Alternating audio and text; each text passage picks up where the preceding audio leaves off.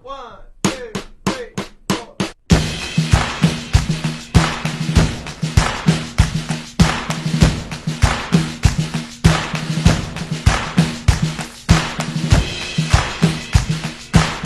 I'm Carrington MacDuffie.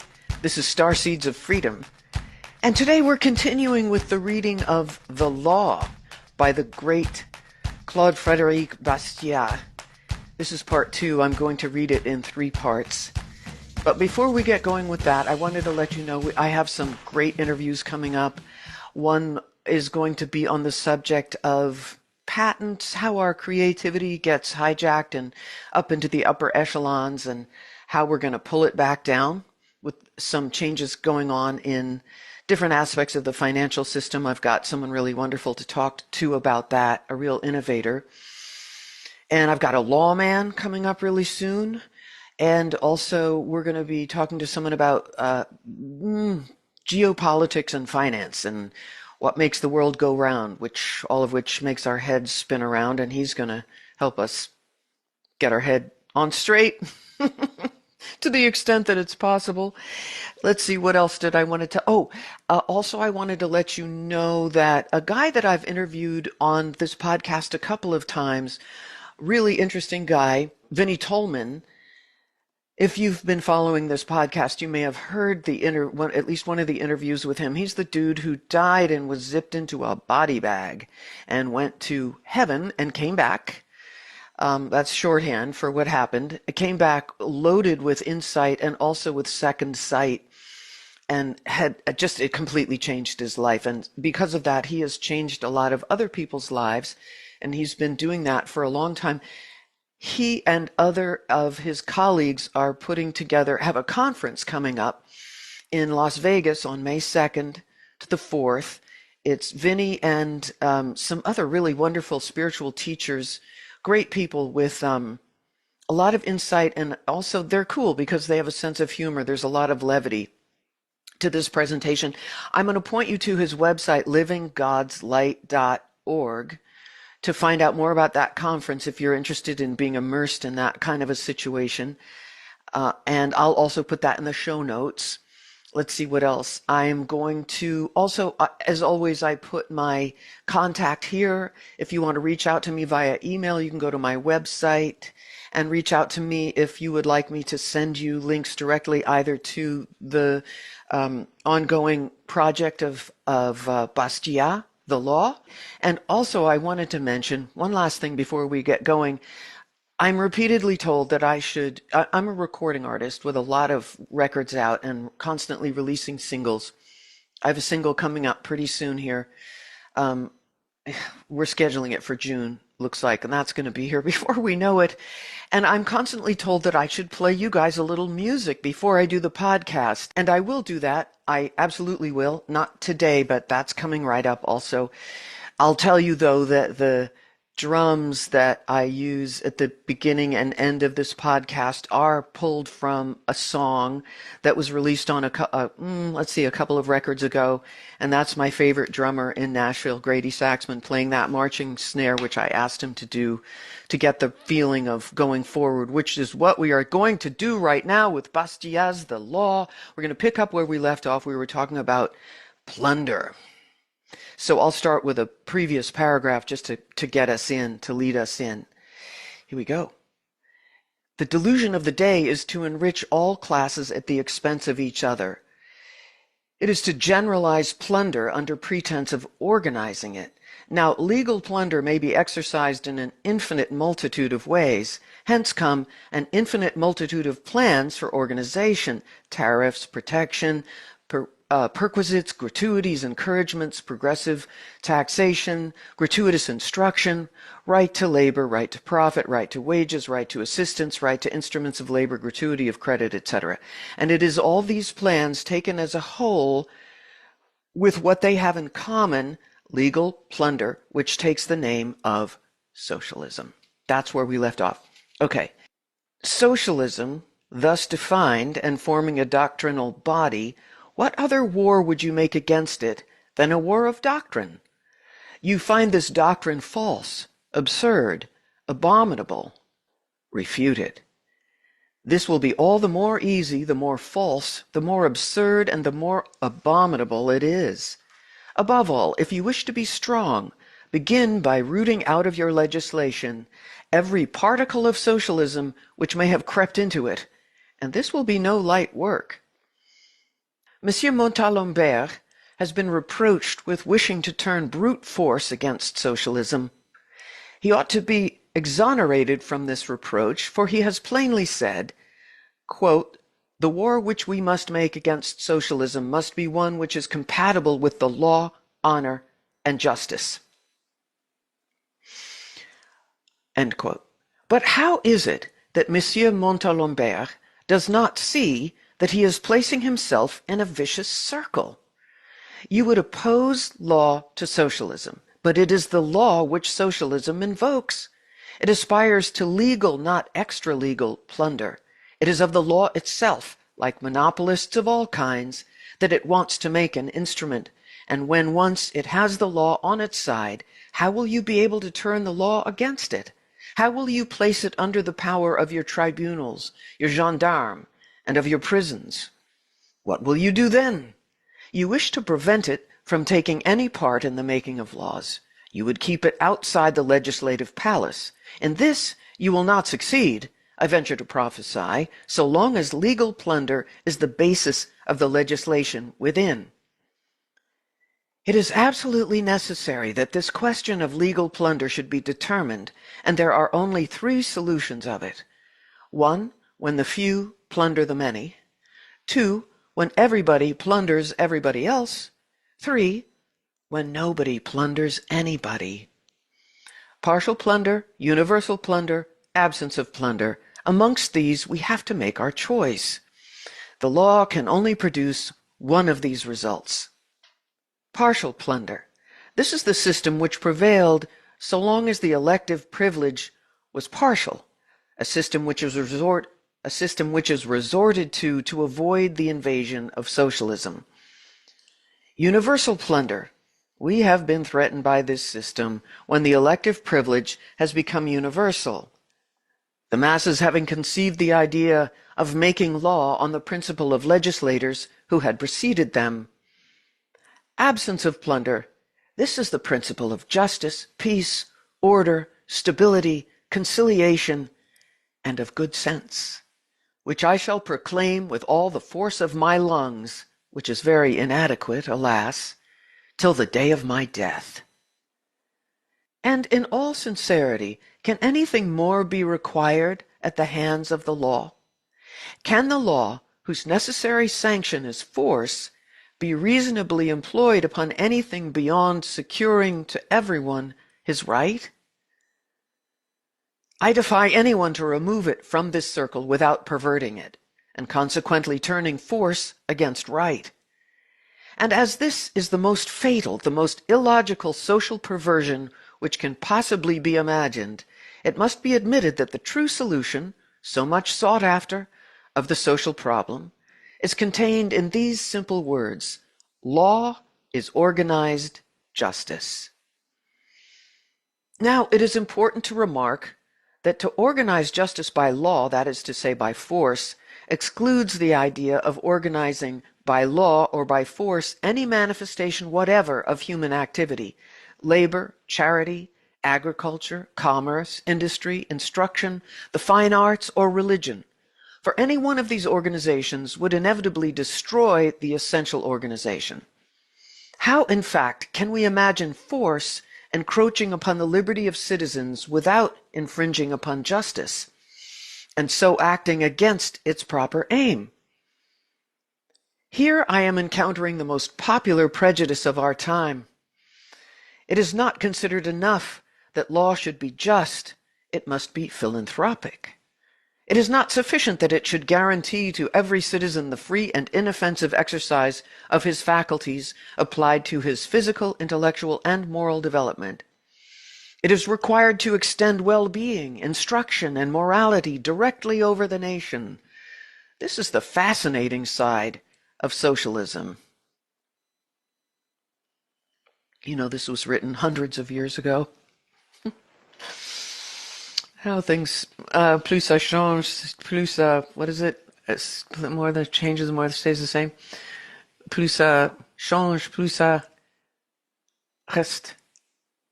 C'est, plus c'est la même chose. You know, this was written hundreds of years ago.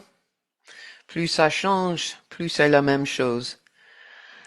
But I repeat it, these two missions of the law contradict each other. We have to choose between them. A citizen cannot at the same time be free and not free. Monsieur de Lamartine wrote to me one day thus, "Your doctrine is only the half of my program. You have stopped at liberty. I go on to fraternity." I answered him, "The second part of your program will destroy the first." And in fact, it is impossible for me to separate the word fraternity from the word voluntary. I cannot possibly conceive fraternity legally enforced without liberty being legally destroyed and justice legally trampled underfoot. Legal plunder has two roots. One of them, as we have already seen, is in human egotism. The other is in false philanthropy. Before I proceed, I think I ought to explain myself upon the word plunder. I do not take it, as it often is taken, in a vague, undefined, relative, or metaphorical sense. I use it in its scientific acceptation and as expressing the opposite idea to property. When a portion of wealth passes out of the hands of him who has acquired it without his consent and without compensation to him who has not created it, whether by force or by artifice, I say that property is violated, that plunder is perpetrated. I say that this is exactly what the law ought to repress always and everywhere. If the law itself performs the action it ought to repress, I say that plunder is still perpetrated, and even in a social point of view, under aggravated circumstances. In this case, however, he who profits from the plunder is not responsible for it. It is the law, the lawgiver, society itself. And this is where the political danger lies. It is to be regretted that there is something offensive in the word. I have sought in vain for another, for I would not wish at any time, and especially just now, to add an irritating word to our dissensions.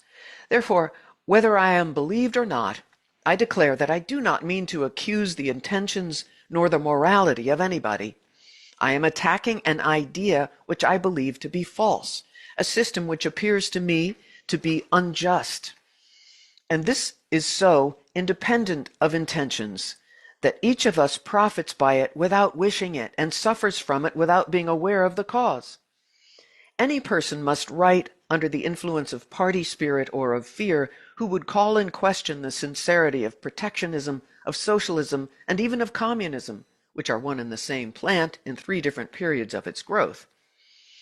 All that can be said is that plunder is more visible by its partiality in protectionism and by its universality in communism, whence it follows that of the three systems, socialism is still the most vague, the most undefined, and consequently the most sincere.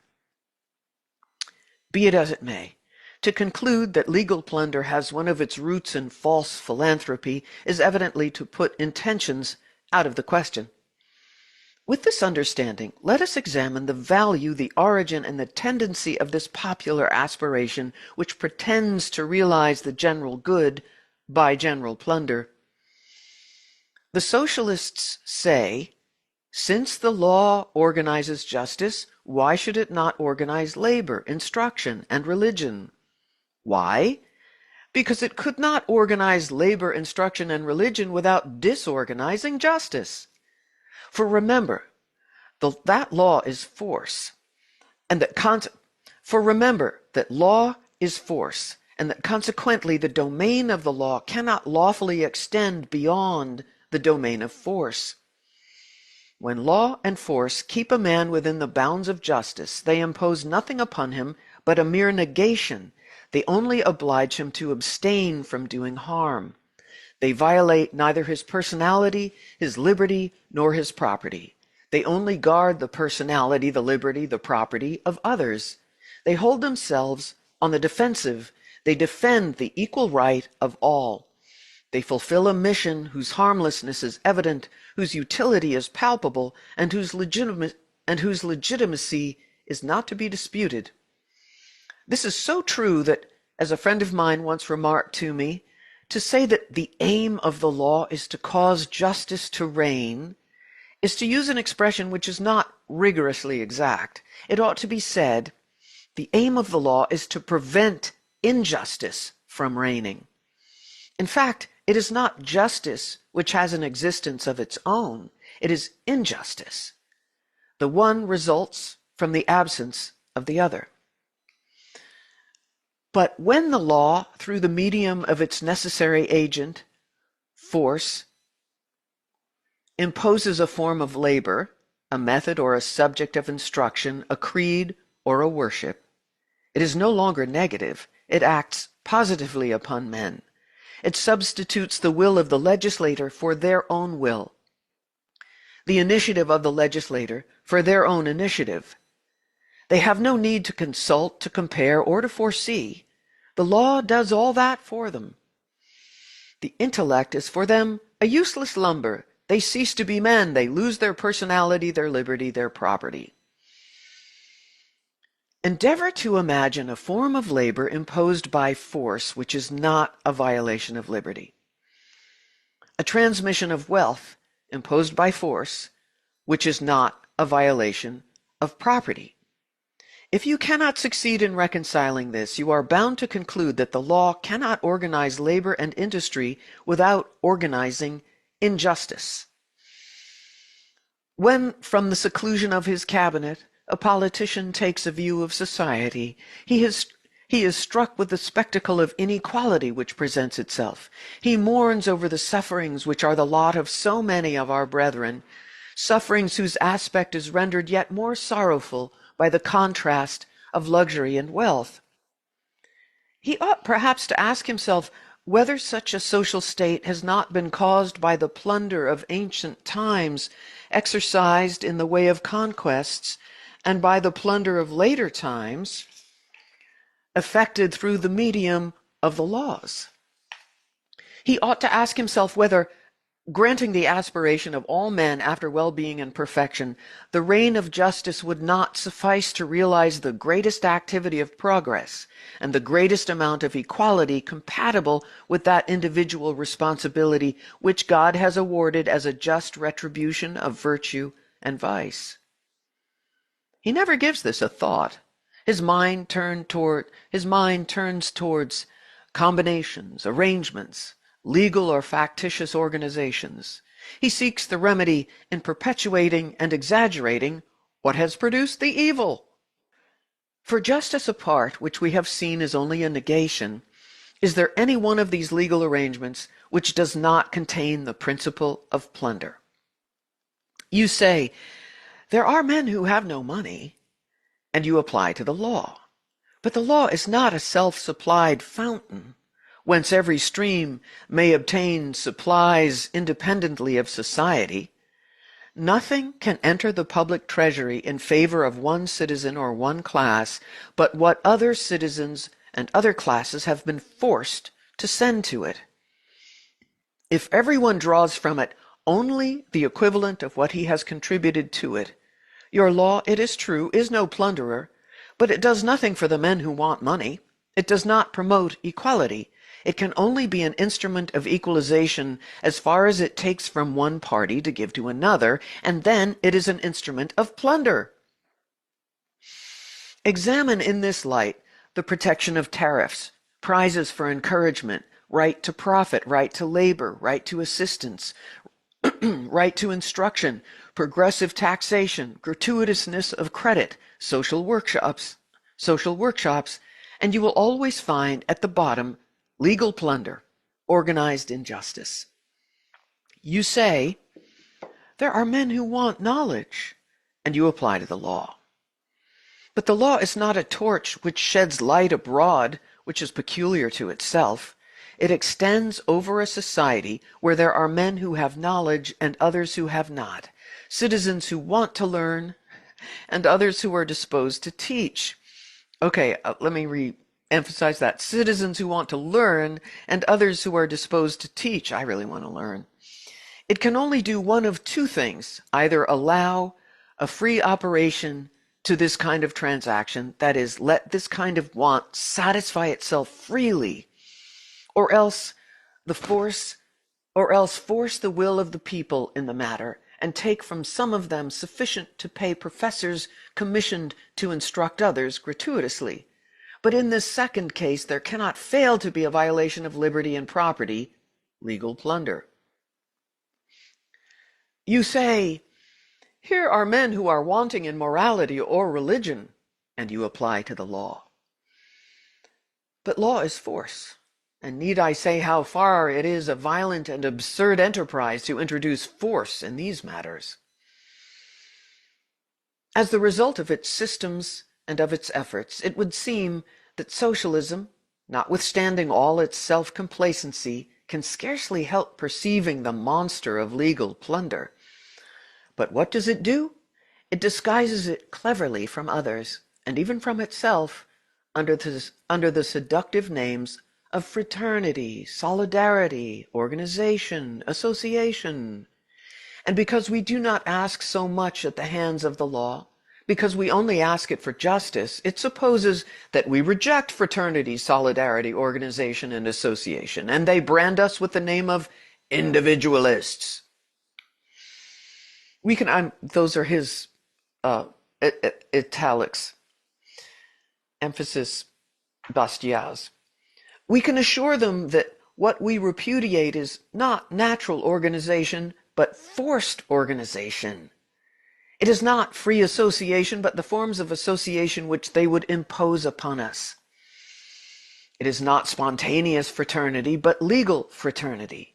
It is not providential solidarity, but artificial solidarity, which is only an unjust displacement of responsibility. Socialism, like the old policy from which it emanates, confounds government and society, and so, every time we object to a thing being done by government, it concludes that we object to its being done at all. We disapprove of education by the state, then we are against education altogether. We object to a state religion, then we would have no religion at all. We object to an equality which is brought about by the state, then we are against equality, etc. They might as well accuse us of wishing men not to eat because we object to the cultivation of corn by the state. How is it that the strange idea of making the law produce what it does not contain, prosperity in a positive sense, wealth, science, religion, should ever have gained ground in the political world? The modern politicians, particularly those of the socialist school, found their different theories upon one common hypothesis, and surely a more strange, a more presumptuous notion could never have entered a human brain. They divide mankind into two parts. Men in general, except one, form the first. The politician himself forms the second, which is by far the most important. In fact, they begin by supposing that men are devoid of any principle of action and of any means of discernment in themselves, that they have no moving spring in them, that they are inert matter, passive particles, atoms without impulse, at best a vegetation indifferent to its own mode of existence, susceptible of receiving from an exterior will and hand an infinite number of forms, more or less symmetrical, artistic, and perfected. Moreover, every one of these politicians does not scruple to imagine that he himself is, under the names of organizer, discoverer, legislator, institutor, or founder, this will and hand, this universal spring, this creative power, whose sublime mission it is to gather together these scattered materials, that is, men, into society. Starting from these data, as a gardener, according to his caprice, shapes his trees into pyramids, parasols, cubes, cones, vases, espaliers, distaffs, or fans, So the socialist, following his chimera, shapes poor humanity into groups, series, circles, subcircles, honeycombs, or social workshops with all kinds of variations. And as the gardener, to bring his tree into shape, wants hatchets, pruning hooks, saws, and shears, so the politician, to bring society into shape, wants the forces which he can only find in the laws, the law of customs, the law of taxation, the law of assistance, and the law of instruction. It is so true that the socialists look upon mankind as a subject for social combinations that, if by chance they are not quite certain of the success of these combinations, they will request a portion of mankind as a subject to experiment upon. It is well known how popular the idea of trying all systems is, and one of their chiefs has been known seriously to demand of the Constituent Assembly a parish with all its inhabitants upon which to make his experiments. It is thus that an inventor will make a small machine before he makes one of the regular size. Thus the chemist sacrifices some substances, the agriculturist some seed, and a corner of his field to make trial of an idea. But then, think of the immeasurable distance between the gardener and his trees, between the inventor and his machine, between the chemist and his substances, between the agriculturist and his seed. The socialist thinks, in all sincerity, that there is some distance between himself, that there is the same distance between himself and mankind. It is not to be wondered at that the politicians of the 19th century look upon society as an artificial production of the legislator's genius.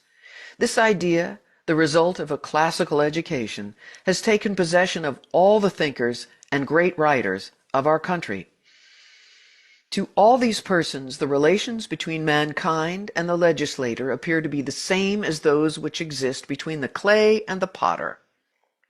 Moreover, if they have consented to recognize in the heart of man a principle of action, and in his intellect a principle of discernment, they have looked upon this gift of God as a fatal one, and thought that mankind under these two impulses tended fatally towards ruin. They have taken it for granted that if abandoned to their own inclinations, men would only occupy themselves with religion to arrive at atheism, with instruction to come to ignorance, and with labor and exchange to be extinguished in misery. Happily, according to these writers, there are some men, termed governors and legislators, upon whom heaven has bestowed opposite tendencies, not for their own sake only, but for the sake of the rest of the world. Whilst mankind tends to evil, they incline to good. Whilst mankind is advancing towards darkness, they are aspiring to enlightenment. Whilst mankind is drawn towards vice, they are attracted by virtue. And this granted, they demand the assistance by force, by means of which they are to substitute their own tendencies for those of the human race. It is only needful to open almost at random a book on philosophy, politics, or history to see how strongly this idea, the child of classical studies and the mother of socialism, is rooted in our country, that mankind is merely inert matter, receiving life, organization, morality, and wealth from power, or rather, and still worse, that mankind itself tends towards degradation and is only arrested in its tendency by the mysterious hand of the legislator. Classical conventionalism shows us everywhere behind passive society a hidden power under the names of law or legislator, or by a mode of expression which refers to some person or persons of undisputed weight and authority, but not named, which moves, animates, enriches, and regenerates mankind. We will give a quotation from Bossuet.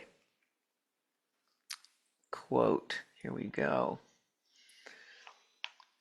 One of the things which was the most strongly impressed by whom, upon the mind of the Egyptians, was the love of their country.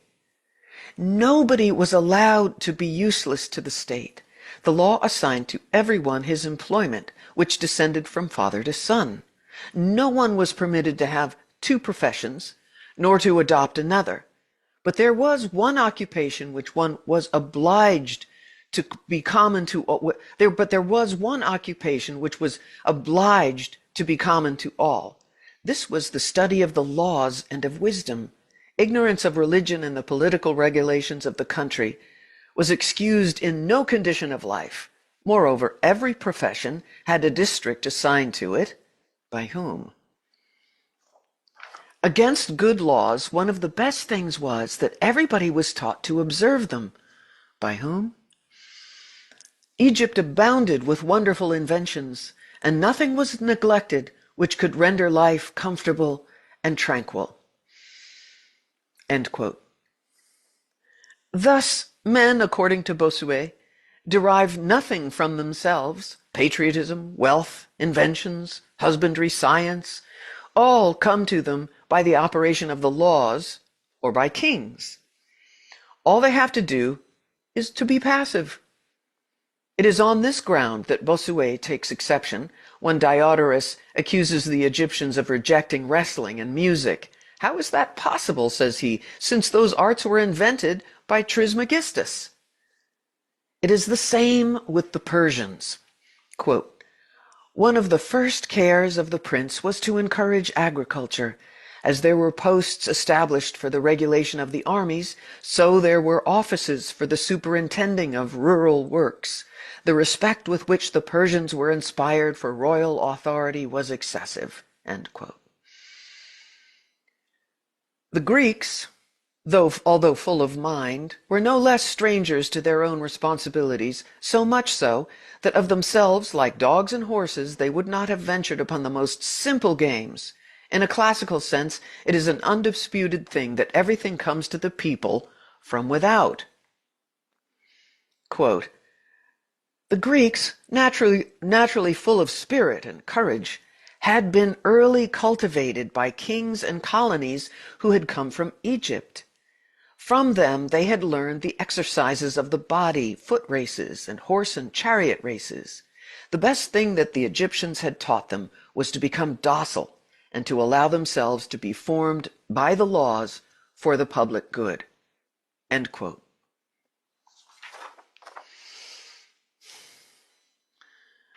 Fénelon. Reared in the study and admiration of antiquity and a witness of the power of Louis XIV, Fénelon naturally adopted the idea that mankind should be passive, and that its misfortunes and its prosperities, its virtues and its vices, are caused by the external influence which is exercised upon it by the law or by the makers of the law. Thus, in his Utopia of Salantum, he brings the men with their interests, their faculties, their desires, and their possessions under the absolute direction of the legislator. Whatever the subject may be, they themselves have no voice in it. The prince judges for them.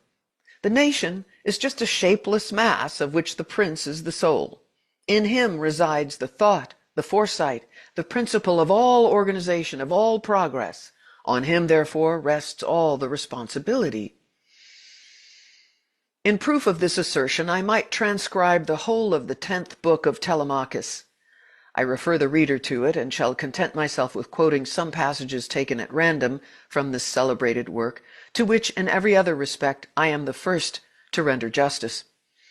With the astonishing credulity which characterizes the classics, Fénelon, against the authority of reason and of facts, admits the general felicity of the Egyptians and attributes it not to their own wisdom, but to that of their kings. Okay, here we go with Fénelon. Quote, we could not turn our eyes to the two shores without perceiving rich towns and country seats agreeably situated, fields which were covered every year without intermission with golden crops, meadows full of flocks, laborers bending under the weight of fruits which the earth lavished on its cultivators, and shepherds who made the echoes around repeat the soft sounds of their pipes and flutes. Happy, said Mentor, is that people which is governed by a wise king. Mentor afterwards desired me to remark the happiness and abundance which was spread over all the country of Egypt, where 22,000 cities might be counted. He admired the excellent police regulations of the cities, the justice administered in favor of the poor against the rich, the good education of the children, who were accustomed to obedience, labor, and the love of arts and letters, the exactness with which all the ceremonies of religion were performed, the disinterestedness, the desire of honor, the fidelity to men, and the fear of the gods, with which every father inspired his children. He could not sufficiently admire the prosperous state of the country. Happy, said he, is the people whom a wise king rules in such a manner. End quote. We're going to continue with Fenelon, though. Fenelon's idyll on Crete is still more fascinating. Mentor is made to say, quote, all that you will see in this wonderful island is the result of the laws of Minos. The education which the children receive renders the body healthy and robust. They are accustomed from the first to a frugal and laborious life. It is supposed that all the pleasures of sense enervate the body and the mind. No other pleasure is presented to them but that of being invincible by virtue, that of acquiring much glory. There they punish 3 vices which go unpunished amongst other people: ingratitude, dissimulation, and avarice. As to pomp and dissipation, there is no need to punish these, for they are unknown in Crete. No costly furniture, no magnificent clothing, no delicious feasts, no gilded palaces are allowed. End quote. It is thus that Mentor prepares his scholar to mold and manipulate, doubtless with the most philanthropic intentions, the people of Ithaca. And to confirm him in these ideas, he gives him the example of Salentum. It is thus that we receive our first political notions. We are taught to treat men very much as Oliver de Serres teaches farmers to manage and to mix the soil. Okay, and this is from Montesquieu. Quote, to sustain the spirit of commerce, it is necessary that all the laws should favor it, that these same laws, by their regulations in dividing the fortunes in proportion as commerce enlarges them, should place every poor citizen in sufficiently easy circumstances to enable him to work like the others, and every rich citizen in such mediocrity that he must work in order to retain or to acquire. End quote. Thus the laws are to dispose of all fortunes. Continuing, quote, although in a democracy real equality be the soul of the state, yet it is so difficult to establish that an extreme exactness in this matter would not always be desirable. It is sufficient that a census be established to reduce or fix the differences to a certain point, after which it is for particular laws to equalize, as it were, the inequality by burdens imposed upon the rich and reliefs granted to the poor. End quote. Here again we see the equalization of fortunes by law, that is, by force. Quote, there were in Greece 2 kinds of republics. One was military, as in Lacedaemon. The other, I think that's Lacedaemon actually. The other commercial, as Athens. In the one, it was wished, by whom? That the citizens should be idle. In the other, the love of labor was encouraged. Quote, it is worth our while to pay a little attention to the extent of genius required by these legislators, that we may see how by confounding all the virtues they showed their wisdom to the world. Lycurgus, blending theft with the spirit of justice, the hardest slavery with extreme liberty, the most atrocious sentiments with the greatest moderation, gave stability to his city. He seemed to deprive it of all its resources, arts, commerce, money, and walls. There was ambition without the hope of rising. There were natural sentiments where the individual was neither child, nor husband, nor father. Chastity even was deprived of modesty. By this road, Sparta was led on to grandeur and to glory. The phenomenon which we observe in the institutions of Greece has been seen in the midst of the degeneracy and corruption of our modern times. An honest legislator has formed a people where probity has appeared as natural as bravery among the Spartans. Mr. Penn is a true Lycurgus, and although the former had peace for his object and the latter war, they resemble each other in the singular path along which they have led their people in their influence over free men, in the prejudices which they have overcome, the passions they have subdued. And we're still quoting. Paraguay furnishes us with another example. Society has been accused of the crime of regarding the pleasure of commanding as the only good of life, but it will always be a noble thing to govern men by making them happy. Those who desire to form similar institutions will establish community of property as in the Republic of Plato, the same reverence which he enjoined for the gods, separation from strangers for the preservation of morality, and make the city and not the citizens create commerce. They should give our arts without our luxury, our wants without our desires. End quote. Vulgar infatuation may exclaim, if it likes, "It is Montesquieu, magnificent, sublime." I am not afraid to express my opinion and to say, "What? You have the face to call that fine? It is frightful, it is abominable." And these extracts, which I might multiply, show that, according to Montesquieu, the persons, the liberties, the property, mankind itself, are nothing but materials to exercise the sagacity of lawgivers. Rousseau. Although this politician, the paramount authority of the Democrats, makes the social edifice rest upon the general will, no one has so completely admitted the hypothesis of the entire passiveness of human nature in the presence of the lawgiver. Quote, "If it is true that a great prince is a rare thing, how much more so must a great lawgiver be? The former has only to follow the pattern proposed to him by the latter. This latter is the mechanism who invents the machine, the former is merely the workman who sets it in motion." End quote. And what part have men to act in all this? That of the machine, which is set in motion. Or rather, are they not the brute matter of which the machine is made? Thus, between the legislator and the prince, between the prince and his subjects, there are the same relations as those which exist between the agricultural writer and the agriculturalist and the clod. At what a vast height, then, is the politician placed who rules over legislators themselves and teaches them their trade in such imperative terms as the following, quote, "Would you give consistency to the state? Bring the extremes together as much as possible? Suffer neither wealthy persons nor beggars. If the soil is poor and barren, or the country too much confined for the inhabitants, turn to industry and the arts, whose productions you will exchange for the provisions which you require.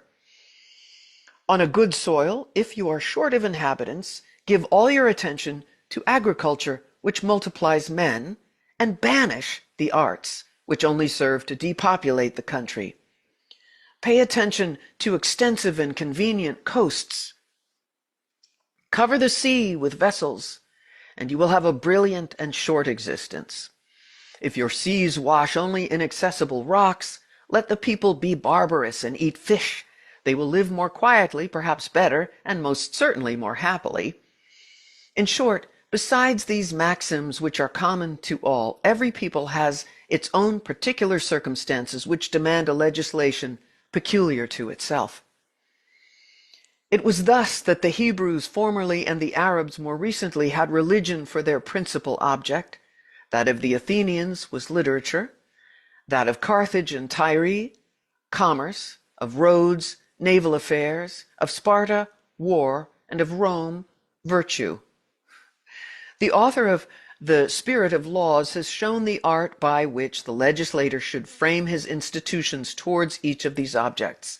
But if the legislator, mistaking his object, should take up a principle different from that which arises from the nature of things, if one should tend to slavery and the other to liberty, if one to wealth and the other to population, one to peace and the other to conquests, the laws will insensibly become enfeebled, the constitution will be impaired, and the state will be subject to incessant agitations until it is destroyed or becomes changed, and invincible nature regains her empire." End quote.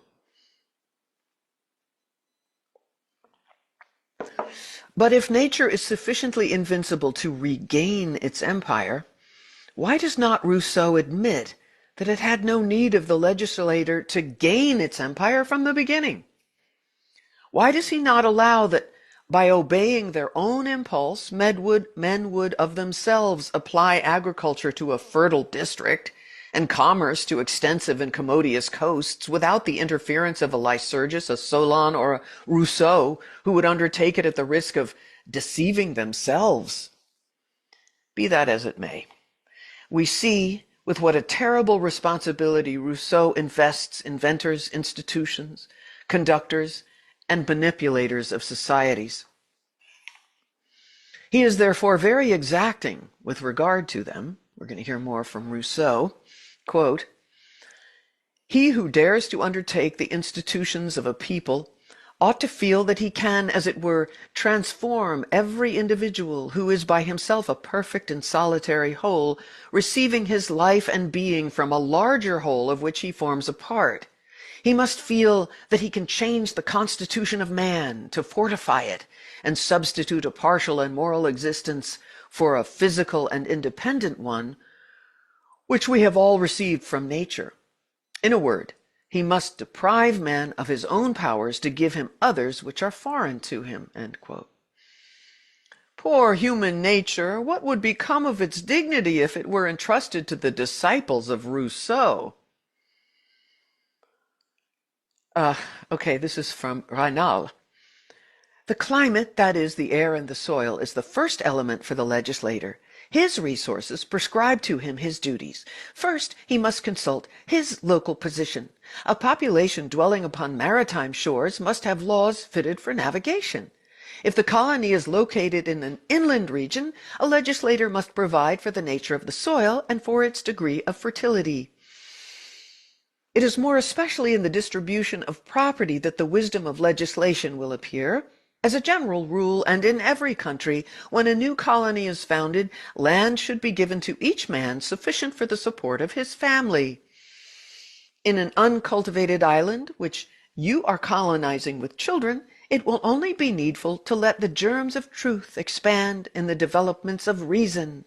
But when you establish old people in a new country, the skill consists in only allowing it those injurious opinions and customs which it is impossible to cure and correct. If you wish to prevent them from being perpetuated, you will act upon the rising generation by a general and public education of the children. A prince or legislator ought never to found a colony without previously sending wise men there to instruct the youth. In a new colony, every facility is open to the precaution of the legislator who desires to purify the tone and the manners of the people. If he has genius and virtue, the lands and the men which are at his disposal will inspire his soul with a plan of society which a writer can only vaguely trace, and in a way which would be subject to the instability of all hypotheses, which are varied and complicated by an infinity of circumstances too difficult to foresee and to combine." End quote. One would think it was a professor of agriculture who was saying to his pupils, "The climate is the only rule for the agriculturist. His resources dictate to him his duties. The first thing he has to consider is his local position. If he is on a clayey soil, he must do so and so. If he has to contend with sand, this is the way in which he must set about it. Every facility is open to the agriculturist who wishes to be clear and improve his soil. If he only has the skill, the manure which he has at his disposal will suggest to him a plan of operation which a professor can only vaguely trace, and in a way that would be subject to the uncertainty of all hypotheses, which vary and are complicated by an infinity of circumstances too difficult to foresee and to combine. End quote. From Bastiat. I love how these guys get really sarcastic. But oh, sublime writers, deign to remember sometimes that this clay, this sand, this manure of which you are disposing in so arbitrary a manner, are men, your equals, intelligent and free beings like yourselves, who have received from God as you have the faculty of seeing, of foreseeing, of thinking, and of judging for themselves. Okay, let's see where. I know we've got another. I'm just looking for the right spot to stop, because he just goes on quoting all these absurd philosophers, and you can't blame him. Let me just see where's going to be a good spot to wrap this up. That was pretty funny. He's going to go on to Mably. He is supposing the laws to be worn out by time and by the neglect of security, and continues thus. Okay, we're going to read Mably, and then once we finish with him, it goes to Condillac. So I'm really enjoying this, but I don't want to go beyond the amount of time that, the brain has to take it in. So I'll take this one last quote from Mably. Under these circumstances, we must be convinced that the springs of government are relaxed. Give them a new tension. It is the reader who is addressed, and the evil will be remedied. Think less of punishing the faults than of encouraging the virtues which you want. By this method, you will bestow upon your republic the vigor of youth. Through ignorance of this, a free people has lost its liberty. But if the evil has made so much way that the ordinary magistrates are unable to remedy it effectually, have recourse to an extraordinary magistracy, whose time should be short and its power considerable. The imagination of the citizens requires to be impressed. In this style, he goes on through 20 volumes.